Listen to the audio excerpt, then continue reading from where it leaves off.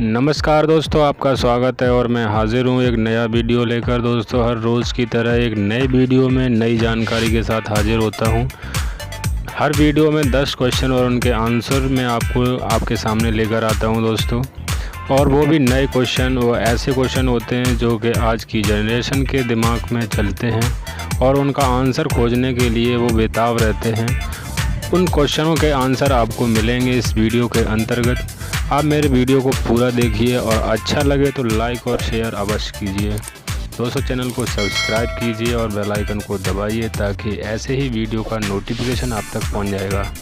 दोस्तों, question number पहला है, बच्चेदानी का वज़न कितना होता है?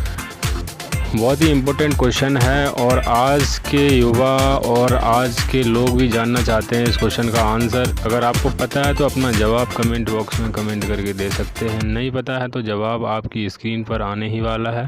तो जवाब ये है दोस्तों आपके सामने, बच्चेदानी स्त्री का जननांग होता है जिसकी लंबाई 7.5 सेंटीमीटर और चौड़ाई 5 सेंटीमीटर होती है। तथा वज़न की बात करें तो वज़न 35 ग्राम होता है और इसका आकार नाशपाती के आकार जैसा होता है। और ये दोस्तों, मैं आपको ये पूरी जानकारी आपके सामने प्रस्तुत की है कि इसकी लंबाई, चौड़ाई और इसका वज़न। दोस्तों, क्वेश्चन नंबर अगले की तरफ है। क्वेश्चन नंबर दूसरा है, औरत के किस अंग पर बाल शुभ नहीं होते हैं? यानी कि औरत के किस अंग पर बाल अशुभ माने जाते हैं? तो ये भी क्वेश्चन है एक और लोगों के मोस्टली दिमाग में आता रहता है। तो इसका आंसर है, बाल तो लगभग पूरे शरीर पर ही होते हैं, चाहे वो महिला हो या पुरुष। लेकिन यहाँ बात हो रही है महिला की। जी हाँ, अगर किसी महिला के हाथों पर घने बाल हैं तो वह बाल उस महिला के लिए बहुत ही अशुभ होते हैं और पूरे परिवार में कलह की वजह बनते हैं। कलह होता है इस कारण से, ये भी शास्त्रों में होता है और हिंदू समाज में तो मोस्टली ज़्यादा ही इस प्रकार की रीति रिवाज मानी जाती है। क्वेश्चन नंबर तीसरा है, नाभि में रुई कहाँ से आती है? दोस्तों, ये भी अपने आप में एक महत्वपूर्ण क्वेश्चन, और हर क्वेश्चन महत्वपूर्ण है लेकिन कुछ ज़्यादा कुछ कम, और ऐसे ही आपको जवाब भी महत्वपूर्ण मिलेंगे महत्वपूर्ण क्वेश्चनों के। तो मेरे साथ जुड़े रहिए, बने रहिए, देखते रहिए चैनल को। और दोस्तों, इसका आंसर है, हर रोज़ सुबह नाभि में रुई निकलती है, उसे नवेल ब्लूफ कहते हैं। ये रुई की समस्या ज़्यादा मोटे या अधिक बाल वालों को होती है। नाभि के आसपास के बाल कपड़े से रुई को खींचकर नाभि में भर देते हैं। दोस्तों, ऐसे तो ये देखा जाए, वैज्ञानिकों ने रिसर्च किया, उसमें पाया गया कि जीवाणु, छोटे छोटे सूक्ष्म जीवाणु होते हैं, उनके द्वारा ये रुई नाभि में भरी जाती है। क्वेश्चन नंबर चौथा, पार्टनर के साथ सोने से क्या लाभ होता है? दोस्तों, क्वेश्चन नंबर 5वां है, पार्टनर के साथ सोने पर क्या लाभ होता है? अगर आपको पता है इसका आंसर तो अपना जवाब दे सकते हैं दोस्तों, नहीं है तो आप अपना जवाब जानने के लिए मेरे साथ जुड़िए, चैनल को सब्सक्राइब कीजिए। इसका सही आंसर है, पार्टनर के साथ सोने के कई फ़ायदे होते हैं। आप अपने फ्यूचर की प्लानिंग सही से कर सकते हैं क्योंकि काफ़ी आपका समय होता है, काफ़ी मिलता है, एक दूसरे के सुख दुख को समझ सकते हैं और एक दूसरे से जो अपनी प्रॉब्लम, दूसरे की प्रॉब्लम है उसको साझा कर सकते हैं और उनको सॉल्व करने के लिए समाधान निकाल सकते हैं। क्वेश्चन नंबर 5वां है, आँखों में कीचड़ कहाँ से आता है? देखा होगा दोस्तों, सफ़ेद सफ़ेद कीचड़ आँखों के कोनों पर, साइड पर लगा रहता है। वो कीचड़ आता कहाँ से है आँखों में और उसके आने की क्या वजह होती है, क्यों आता है?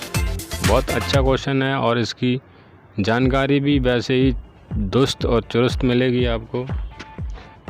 तो दोस्तों, 5 सेकंड में जवाब अपना दे सकते हैं, अगर पता हो तो। नहीं पता है तो जवाब है ये दोस्तों इसका, आँखों में कीचड़ आपके शरीर में किसी प्रकार के विकार, बीमारी संकेत देता है। अगर आपके शरीर में कोई कमजोरी है, हरारत है, तो आपकी आँखों में कीचड़ आने लगता है। अगर आँखों में कोई प्रॉब्लम है तब भी आँखों में कीचड़ आने लगता है। अगर पीला पीला कीचड़, पीला एक रसाव सा होता है और इसकी मात्रा अगर ज़्यादा होती है तो आप ये अबनॉर्मल हो जाता है, अधिक मात्रा में होता है, तो ये आपको डॉक्टर से संपर्क लेकर इसका समाधान निकालने की कोशिश करनी चाहिए, अपने डॉक्टर को दिखाना चाहिए। अगर ये नॉर्मल है तो ये एक आँखों के लिए भी अच्छा माना जाता है और ये होना भी चाहिए। क्वेश्चन नंबर 6 है, पेट से जो गैस निकलती है उसमें क्या होता है? दोस्तों, ये पेट से गैस निकलती है, निकालते हैं मुँह से या फिर दूसरे रास्ते से, तो उसका क्या मतलब है, उसमें क्या क्या होता है? तो दोस्तों, इसका सही आंसर है, पेट से जो गैस निकलती है उसमें ऑक्सीजन, कार्बन डाइऑक्साइड और नाइट्रोजन गैसों का मिश्रण होता है। नाइट्रोजन जैसी गैसों का मिश्रण होता है। ये 3 गैसें उसमें पाई जाती हैं। पेट से जो गैस निकलती है उसमें ऑक्सीजन होती है, आपकी कार्बन डाइऑक्साइड होती है और नाइट्रोजन होती है। ये तीनों गैसों का मिश्रण जो होता है वो आपका जो खाना होता है, जो खाने के द्वारा जो गैस अंदर जाती है, उस गैस जो निकलती है वो तीनों ही गैसें वातावरण में होती हैं, वही तीनों गैसें निकलती हैं। लेकिन दोस्तों ऐसे क्वेश्चन जो हैं मैं आपके लिए लेकर आता रहता हूं और हमारे साथ आप जुड़िए। बिना किसी खर्च के, बिना किसी शर्त के जुड़ने के लिए आपसे कोई पैसा नहीं वसूला जाता है। आप केवल चैनल को सब्सक्राइब कीजिए लाल वाले बटन को दबाकर और बेल आइकन को भी दबा दीजिए। पैरों में जलन क्यों होती है? 7वां क्वेश्चन है, पैरों में जलन क्यों होती है? तो दोस्तों आंसर है, पैरों में जलन ग्रंथियों में नुकसान यानी किसी प्रकार की प्रॉब्लम या सिकुड़ने के कारण होती है।